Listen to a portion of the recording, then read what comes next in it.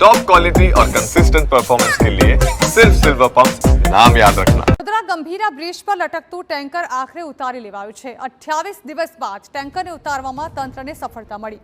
કેબલથી ટેન્કરને ખેંચીને બ્રિજને છેડે લાવવામાં આવ્યું। બ્રિજના છેડે 900 મીટર દૂરથી ઓપરેટ કરાયું ઓપરેશન। અગાઉ બલૂન ટેકનોલોજીથી ટેન્કરને બ્રિજના ભાગ પર લવાયું હતું અને ત્યારબાદ તેને ખેંચીને નીચે ઉતારી લેવાયું।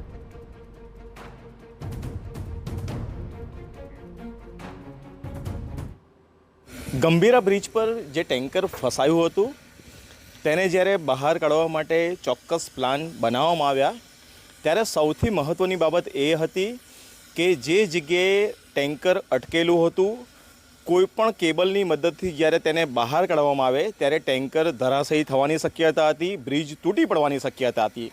પરંતુ જે ટેકનિકલ ટીમ હતી તેમના દ્વારા ટેન્કરના ખૂણાની ઉપર ચેસિસ પુલર બનાવવામાં આવ્યું।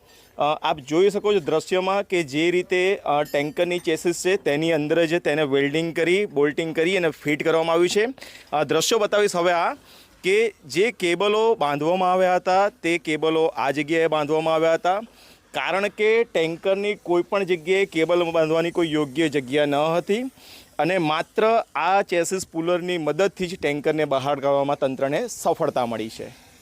ધર્મેન્દ્ર કપાસી, TV9 આણંદ।